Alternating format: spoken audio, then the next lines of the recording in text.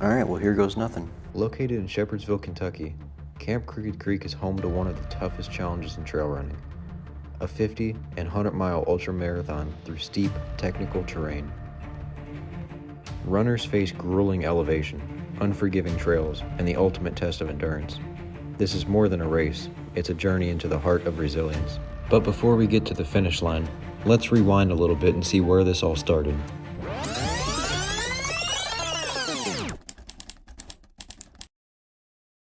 I actually just signed up for a 50-mile race. I have never ran more than 13 miles in one go. Holy shit.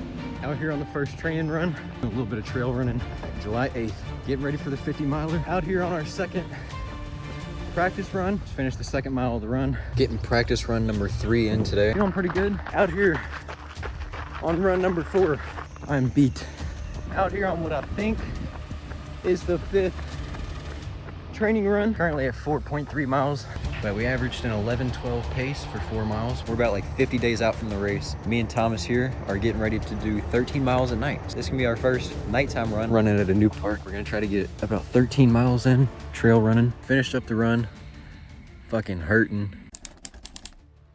Hitting a little sauna session, sweating it out. Then we're gonna hit some stretching. Our last night in here before the big day. If I die tomorrow, this might be my last recording me alive. So. I just hope I'm in the will.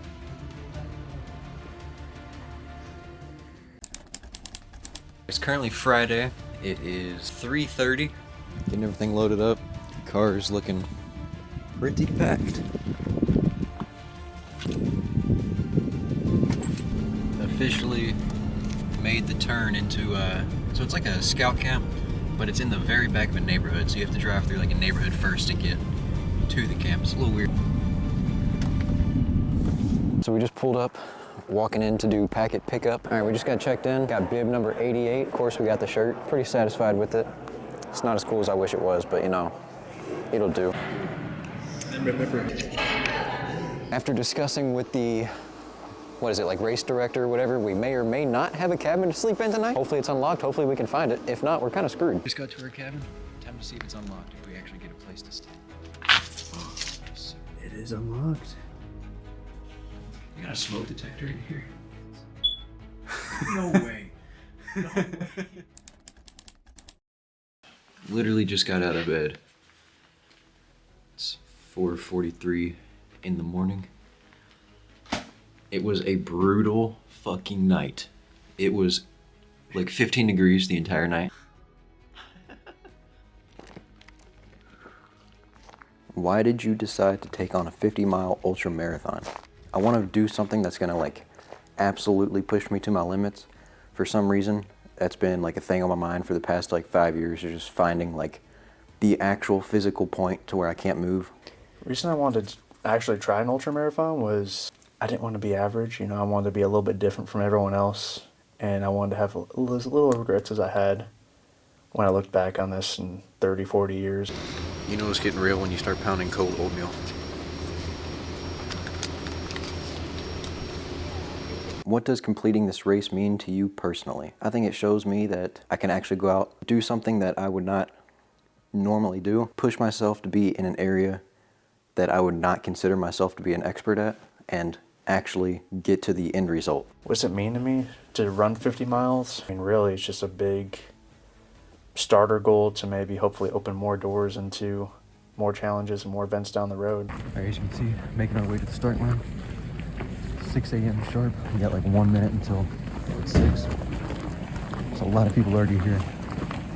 5, 4, 3, 2, 1, go!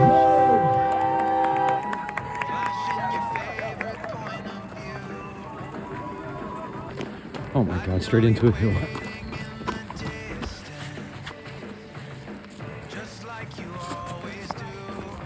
We're currently about 4 miles in. Definitely a lot of elevation so far. A little electrolyte bottle on my chest has been frozen for the past 4 miles. Sun's finally starting to rise over here. Having my first little snack. Feeling good.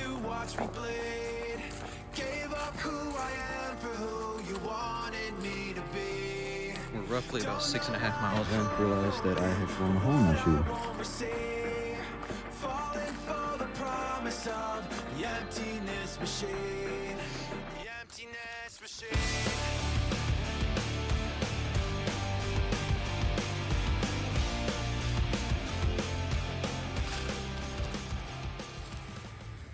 a very beautiful sight to see. So we got less than a mile left back to the aid station. So how was it? Hard. Very hard. So how long did that take you? 4 hours. The next one's gonna be another 4? Probably a little bit longer. I busted a hole in both my shoes. Both of them? This was from tripping on a stick. We were still feeling pretty confident. We wanted to make sure we left with enough supplies to get us through this second lap. It looked like Thomas's foot was bothering him a little bit, so he decided to tape it up before we go out on our next loop. The only thing that I was really concerned about at this first stop was my shoes. They were both busted open, and this was the only pair that I had for the entire race. So I was worried that my shoes could cause me to not finish the race. Why did you have surgery on your foot? I had tumors for like 10 years, so it kept coming back and I had to cut all different parts of it. Yeah. All right, boys. See you on next one. Next time we're back at the pit, we're gonna be at a marathon, so we're getting out of here. See ya. Leaving the pit now. As you can see, changed the head attire a little bit. Just crossed the 3 mile mark at 11:35. Feeling good.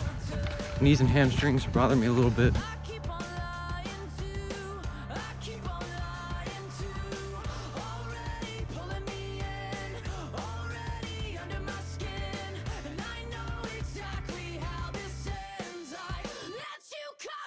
Just ate my whole bag of snacks that I made. Definitely gave me a lot of energy. We're roughly at about 6 to 7 miles. Definitely feeling the effects. I just made a little bit of a mistake. Sign says go right. We ended up going left, taking us the wrong way, but we only went down about 50 yards. Both really hurting. We're about 3/4 of a mile from the aid station, taking our time. Very slow.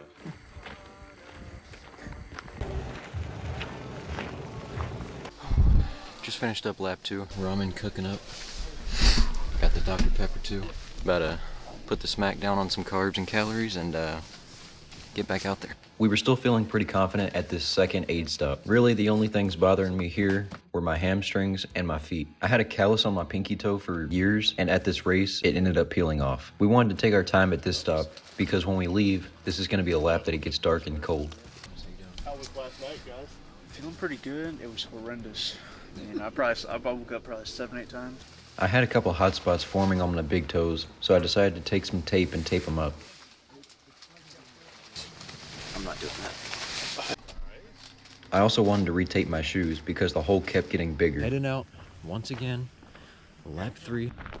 All right, we spent about 40 minutes at that last pit. We wanted to eat some hot food. How you feeling? Feeling pretty good halfway done. Just this one's gonna hurt a lot. Just being at that halfway point is going to be a big motivator. I will say that for the past 2 laps, I've been contemplating a lot, thinking about what could happen, but feeling more confident this time. So let's get into it. Making our first little pit stop on trail. Using some tape to wrap up the knee. I put some around my lower kneecap, and it has significantly helped. Coming up on pit row again over here. If we can get this lap done and we're not too damaged, I mean, we gotta send it. Yeah. Just go for the fucking finish, dude. I mean, last time we see this many people for a long time.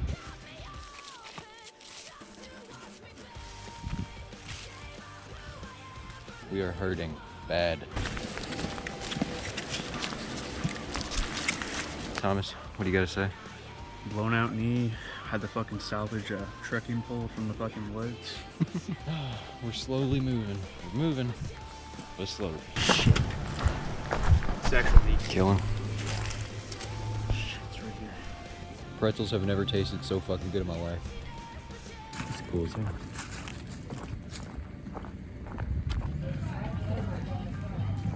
We're fucked up, but smacking some quesadillas and some broth, and we're gonna get the fuck out of here.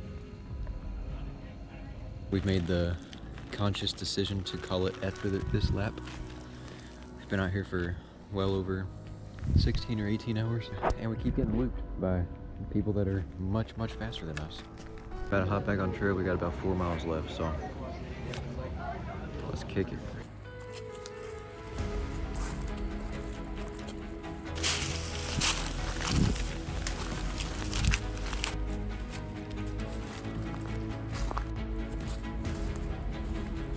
This sign right here has got to be the most beautiful fucking sign I've ever seen.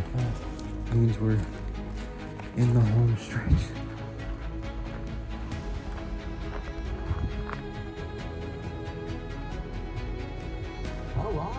Joseph Thompson. Lot 3 of 4. 100 mile or 50 mile. Thomas. Lot number 3. What lessons or takeaways have you gained from this experience? A lot of things that you can't do, that you don't think you could have done, you can't do, because if you can push yourself that far to lug and limp yourself through the woods to complete failure in the dark, cold, and nothing, I mean, you can do anything just about. I would say a lesson would be you can train all you want, as hard as you want, for as long as you want, but you don't truly know what you're gonna get into until you're in the thick of it. Will you attempt another 50-mile ultra in the future, and what changes would you make to your approach? Definitely, I want to do another one, maybe within a year. Very soon, though. 1000% I'll try another 50. Maybe far along in the future I'll try an even longer ultra. But approach I would take is get some fucking trekking poles, especially with the elevation we were doing. Like, there was no way that we could do it efficiently. For the enjoyment of the race, I think the next race we definitely want to do in the spring or like late summer. What message would you share with others about setting big goals, even if the outcome isn't what you expected? I mean, you always want to have a big goal in the end, you know? You always want to have something that you can check off the box that you absolutely knocked out and killed it, but with that, you gotta set steps that are gonna help you reach that bigger goal. Don't focus on the outcome. Focus on the journey that goal is going to take you. It's always better to try something and fail than to not try it at all. So whether you think you can do something or not, go out there and try it. I think that concludes Thomas's post-race interview. Yep, on to the next event. Hell yeah. One last thing I want to leave in this video. I hope that this video has inspired someone. I don't care if it's one person or 1,000 people. I just want it to inspire someone to go out there, and whether it's a race or anything, I just want you all to go out there and try something. I was not a runner at all for a very long time, and I've now run an ultramarathon. So it's just crazy to see that you can actually do anything in life that you want. So if I can just inspire one person to go out there and start going to the gym, start running, clean up your diet, whatever, I hope I've done that. And that's all I got for you. Peace.